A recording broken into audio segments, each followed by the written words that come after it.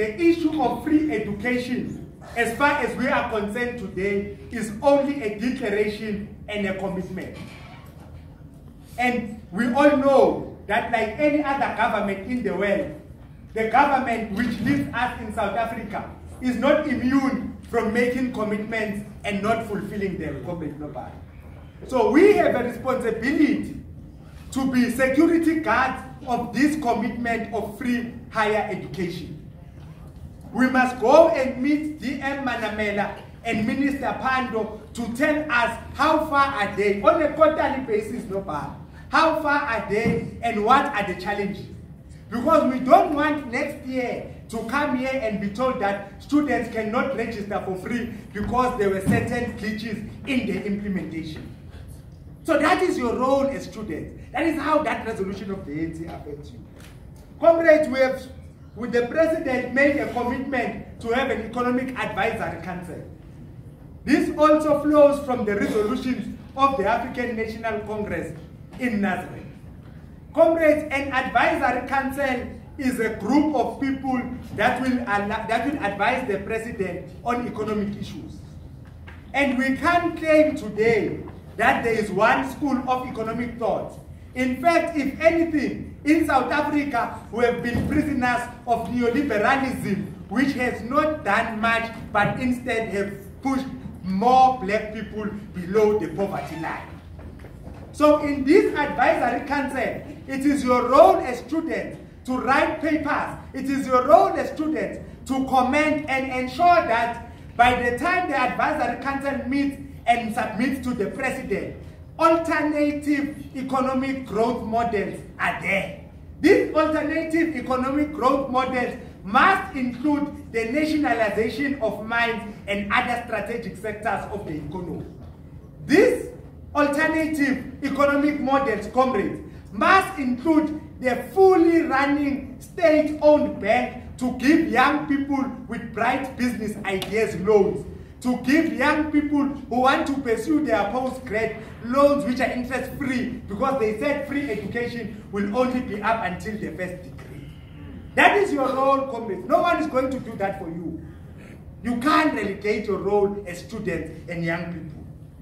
Comrades, we can also no longer hide the fact that corruption steals from the poor. Corruption creates mistrust between the ANC-led government and the people which we lead. Now, the issue of corruption is extremely fun in leadership of the ANC.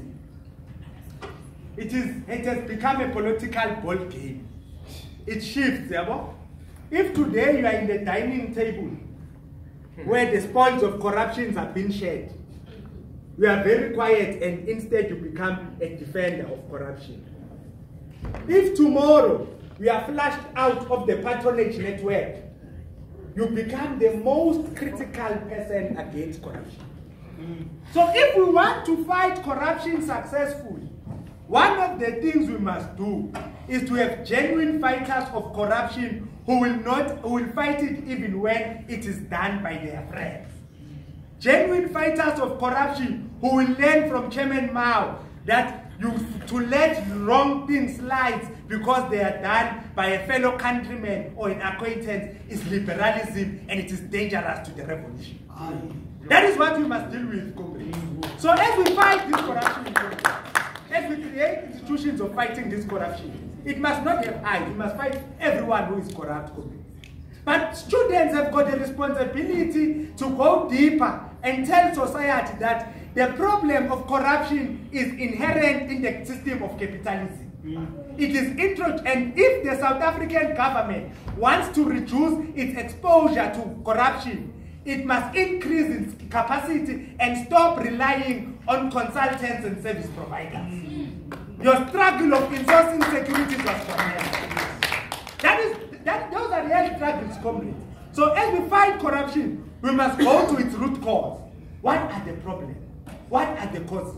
And to respond to this thing, comrades, you must take the stop outsourcing movement in universities and those struggles to greater heights. Security companies must be insourced. Cafeterias must be insourced. Once you do that, you'll not even have a problem of corrupt SRC members. Because this corruption is not only with leaders of the ANC. SRC members are corrupt. In fact, they want to contest and they want to contest SASCO to capture the deployment committee, such that when they capture the deployment committee, they deploy themselves to SRC and continue to steal from students. They fight to sit in tender committees. Students fighting to sit in tender committees. Comrade Nazola used to put it very succinctly. He used to say to us, there's something that happened. Before we were all in SASCO, before we were all in SRC, we wear SASCO t-shirts Monday to Friday. All of us. I was once a student. Once we get into SRC, all of us our parents become rich. We wear Louis Vuitton. You know these belts of Louis Vuitton? You start wearing those belts, start wearing Louis Vuitton techies. And that is wrong, comrade. It detaches SRCs, which are an important student governing body, from the students. Others are even brave here, comrades. They buy BMWs while they are students. That is the cancer of corruption, comrades. It eats the soul of a revolutionary. So when we deal with this issue of corruption, we must start by looking at ourselves. We must start by looking at those around us. If you have a friend that is deployed to SRC, and on a monthly basis or every weekend, you'll go to a nightclub, he spends more than 5,000. You must ask yourself, where does a student get 20,000 approximately a month? You must not keep quiet because it benefits you at that time. And start being an advocate of anti-corruption when he is recalled or is no longer SRC. Those are realities which we must face.